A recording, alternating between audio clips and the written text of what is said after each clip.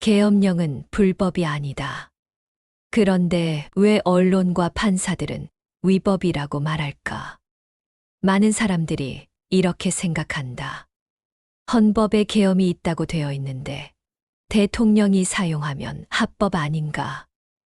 맞다.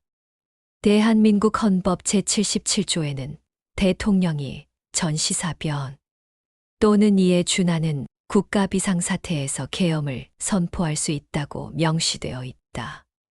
즉, 제도 자체는 분명히 존재한다.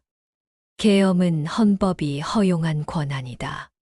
그런데 여기서 가장 중요한 차이가 있다.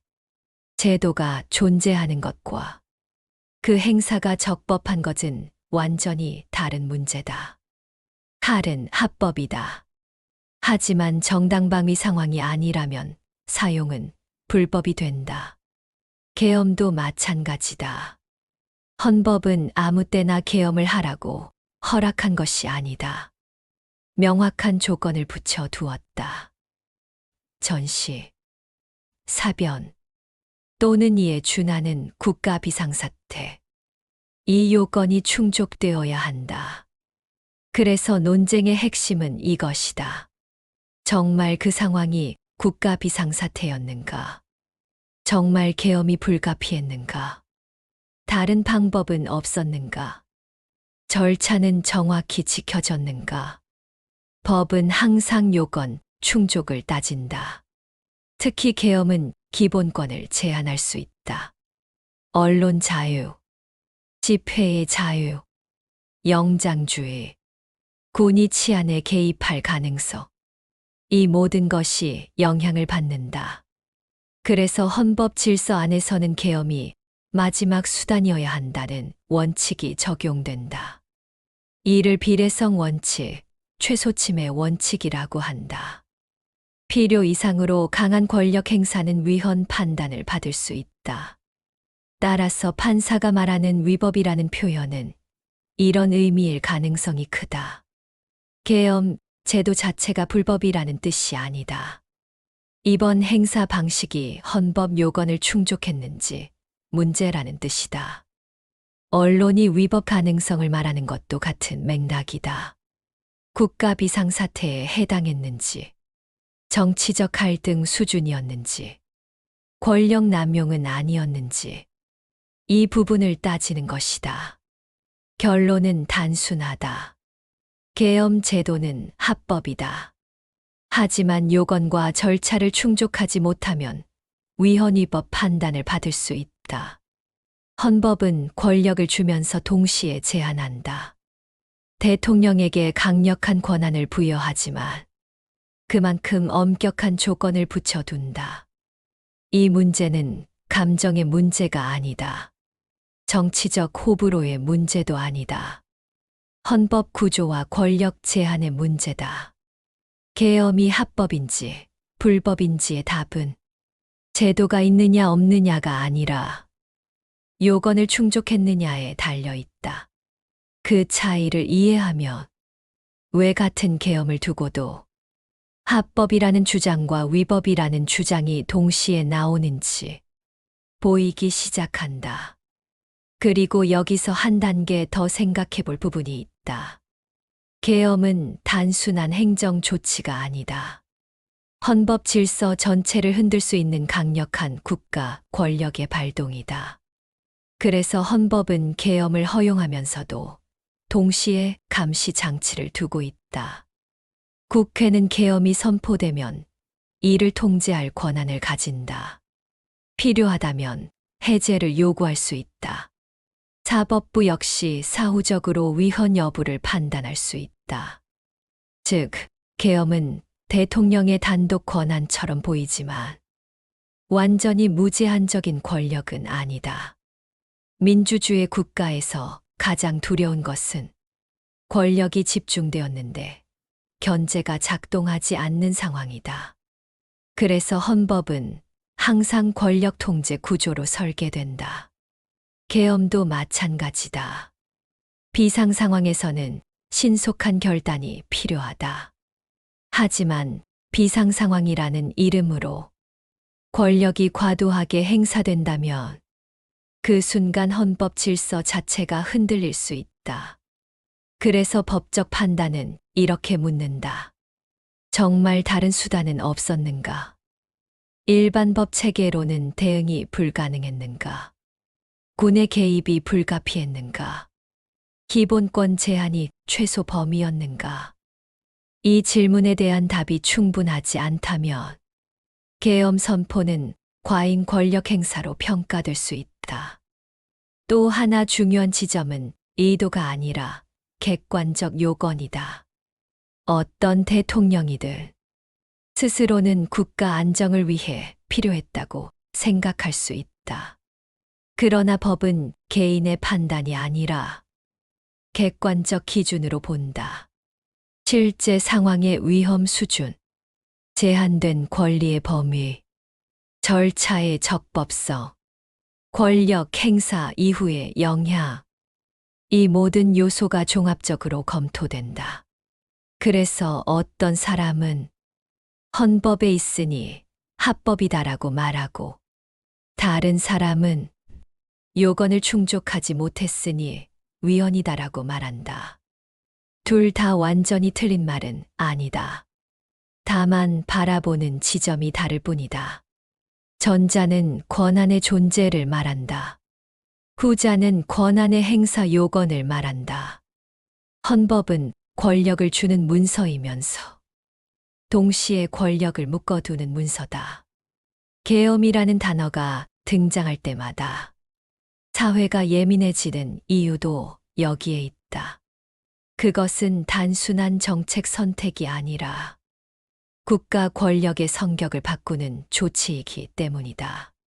결국 이 문제의 본질은 한 문장으로 정리된다. 계엄은 합법적인 제도다. 하지만 그 행사가 언제나 합법이 되는 것은 아니다. 합법과 위법의 경계는 제도의 존재 여부가 아니라 헌법이 요구하는 조건을 충족했는지에 달려 있다. 그래서 논쟁은 계속된다. 정치의 영역에서, 법의 영역에서, 그리고 시민의 판단 속에서. 헌법은 완벽한 답을 즉시 주지 않는다. 대신 기준을 제시한다. 그 기준을 어떻게 해석하고 적용하느냐가 결국 사회의 수준을 결정한다. 그리고 여기서 우리는 더 근본적인 질문과 마주하게 된다. 왜 헌법은 애초에 계엄이라는 강력한 제도를 남겨두었을까? 답은 단순하다. 국가는 때로 정상적인 법 체계로는 대응하기 어려운 극단적 상황을 맞을 수 있기 때문이다. 전쟁, 무장 반란, 국가 기능이 마비되는 수준의 폭력 사태. 이런 경우에는 평상시의 절차만으로는 질서를 회복하기 어렵다. 그러나 동시에 헌법은 또 하나를 경고한다. 비상 권력은 언제나 남용의 위험을 동반한다. 역사를 보면 많은 나라에서 국가 위기라는 명분 아래 민주주의가 후퇴한 사례가 존재한다. 그래서 현대 헌법은 비상 권력을 인정하면서도 그 문턱을 매우 높게 설정해 두었다. 여기서 중요한 개념이 등장한다. 비례성, 최소 침해, 필요성, 상당성. 이 네 가지는 단순한 법률 용어가 아니다. 국가 권력이 시민의 자유를 제한할 때 넘어서는 안 될 선을 의미한다. 예를 들어보자. 국가적 위기가 존재한다 하더라도 군이 모든 행정 권한을 광범위하게 장악하는 것이 정말로 필요한가? 언론을 전면 통제하는 것이 불가피한가? 집회 자체를 전면 금지하는 것이 최선인가? 법은 이런 질문을 통해 권력 행사가 과도했는지를 판단한다. 또 하나의 중요한 요소는 시간이다. 계엄은 영구적 상태가 아니다. 비상 상황이 해소되면 즉시 정상 헌정 질서로 복귀해야 한다. 만약 비상 상태가 길어지고 통제가 느슨해진다면 그 자체로 또 다른 위헌 논란이 발생한다. 그래서 민주주의 체제에서는 계엄 선포 자체보다도 그 이후의 통제 구조가 더 중요하게 다뤄진다. 국회의 통제, 사법적 심사서, 언론의 감시, 시민사회의 비판, 이 모든 것이 작동할 때 비상 권력은 헌법 안에 머무를 수 있다.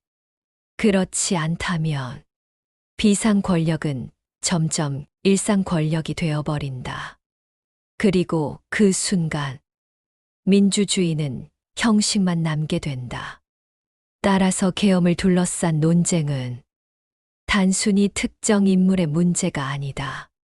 이것은 헌법 질서가 얼마나 견고한지, 권력 군립이 실제로 작동하는지, 국가 권력이 시민 위에 서 있는지, 아니면 시민으로부터 위임받은 권력인지, 그 본질을 묻는 질문이다.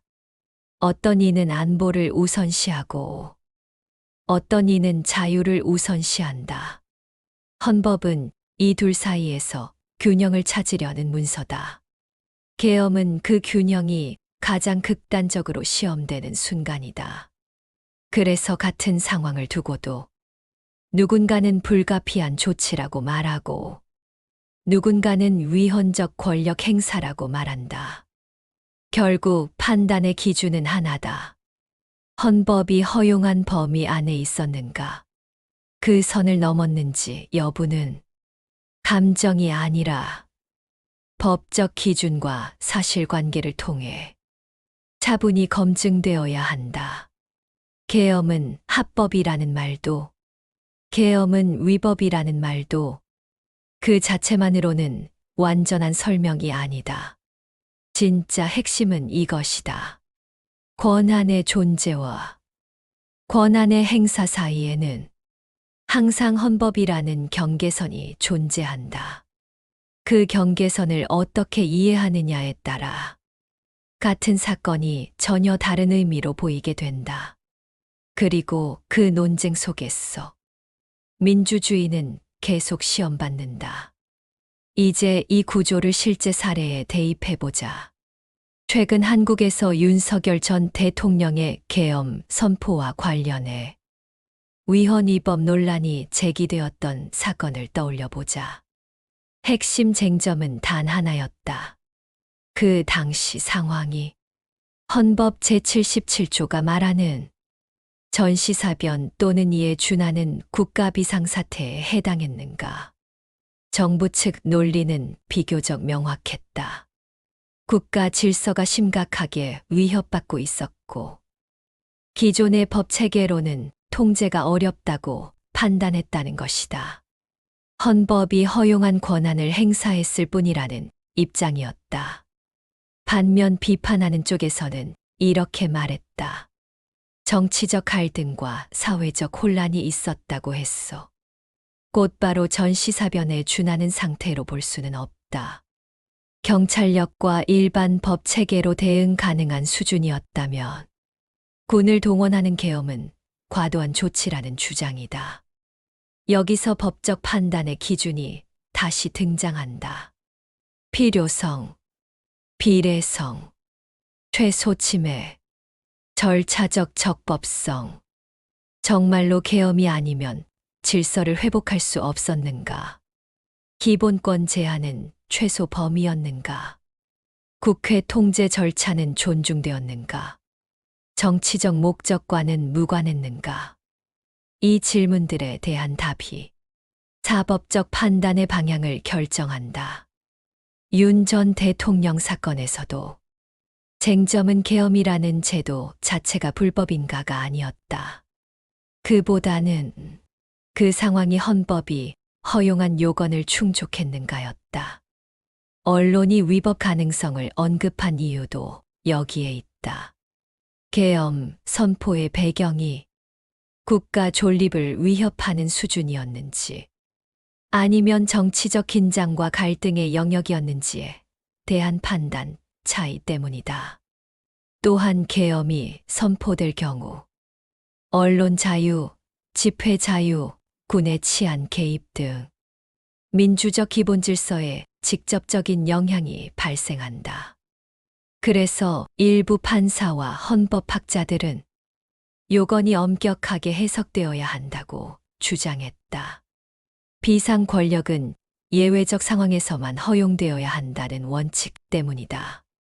결국 윤 전 대통령 사례는 계엄 제도의 존재 여부가 아니라 그 적용 범위를 어디까지 인정할 것인가의 문제로 귀결되었다. 한쪽은 국가 안정을 위한 불가피한 결단이라고 보고 다른 한쪽은 헌법적 한계를 넘은 권력 행사라고 본다. 이 차이는 단순한 정치적 대립이 아니다. 헌법 해석의 문제이며 비상 권력의 범위를 어디까지 허용할 것인가에 대한 철학적 선택의 문제이기도 하다. 그 사건을 통해 드러난 것은 비상 권력은 항상 사회를 양분시킨다는 사실이다. 안보를 강조하는 시각과 자유를 강조하는 시각이 충돌한다. 그러나 최종 판단의 기준은 여전히 동일하다. 헌법이 설정한 요건을 충족했는가? 그 권한 행사가 최소 범위였는가? 권력 군립의 통제가 제대로 작동했는가? 윤 전 대통령 사례는 이 질문들이 실제 정치 현실 속에서 얼마나 복잡하고 민감하게 작동하는지를 보여준다. 계엄이라는 단어는 단순한 법 조항이 아니다. 그것은 민주주의 체제에서 권력의 한계를 어디에 둘 것인가를 묻는 시험대다. 그리고 그 시험대 위에서 헌법은 다시 한번 해석되고 사회는 다시 한번 선택을 요구받는다. 그리고 이제 상황은 또 한 번 헌법의 시험대 위에 올라섰다. 윤석열 전 대통령은 지난 2월 19일 무기징역을 선고받은 상태다. 그러나 형이 선고되었다고 했어. 법적 절차가 모두 끝난 것은 아니다. 다음 주 목요일까지 재심을 청구할 기회가 남아있다. 여기서 우리는 다시 한번 민주주의와 법치주의의 구조를 보게 된다. 유죄 판결이 내려졌다는 사실과 그 판결이 최종적으로 확정되었다는 것은 다른 문제다. 재심은 단순한 항의가 아니다. 중대한 절차적 하자, 새로운 증거, 중대한 법리 오해가 있을 경우 다시 판단을 구할 수 있도록 열어둔 제도다. 이 장치는 무엇을 의미하는가? 권력자였던 사람이라 할지라도 형사 피고인으로서의 권리는 동일하게 보장된다는 것. 그리고 동시에 대통령이었다는 이유로 법 위에 설 수는 없다는 것. 이번 사건은 두 가지 원칙이 동시에 작동하는 장면이다. 권력은 헌법 아래에 있다. 그리고 피고인의 권리 역시 헌법이 보호한다. 무기징역 선고는 매우 중대한 판단이다. 그만큼 법원이 요건 충족 여부, 권한 행사 범위, 헌법 질서 침해 여부를 엄격하게 보았다는 의미로 해석된다. 하지만 재심 청구 기한이 남아있다는 사실은 법적 논쟁이 완전히 종결되지 않았음을 보여준다. 만약 재심이 청구된다면 쟁점은 다시 정리될 것이다. 계엄 선포의 요건이 충족되었는가? 권한 남용이 있었는가? 절차적 적법성이 확보되었는가? 판결 과정에서 중대한 오류는 없었는가? 그 판단은 감정이 아니라 증거와 법리에 의해 다시 검토될 것이다. 그리고 만약 재심이 받아들여지지 않는다면 그 순간 판결은 확정되고 역사는 또 하나의 분기점을 맞게 된다. 이 사건의 결말은 단순히 한 정치인의 운명에 머무르지 않는다. 계엄이라는 비상 권력의 한계가 어디까지인지, 대통령 권한의 범위가 어디까지인지, 사법부가 정치적 경랑 속에서도 독립적으로 판단할 수 있는지, 이 모든 것이 함께 기록된다. 헌법은 말한다. 권력은 위임받은 것이다. 그리고 위임받은 권력은 조건을 벗어나면 책임을 진다. 동시에 헌법은 또 말한다. 어떤 피고인도 정당한 절차 없이 처벌받지 않는다. 다음 주 목요일은 단순한 날짜가 아니다. 그 날은 비상 권력의 행사와 법치주의의 원칙이 최종적으로 어디에 서게 되는지 가늠하는 또 하나의 장면이 될 것이다. 계엄은 합법적 제도였다. 그러나 그 행위가 헌법을 넘었는지 여부는 결국 사법 절차 속에서 결정된다. 그리고 그 절차가 끝나는 순간 논쟁은 정치의 영역을 떠나 역사의 영역으로 넘어가게 된다. 권력은 지나가지만 헌법의 기록은 남는다.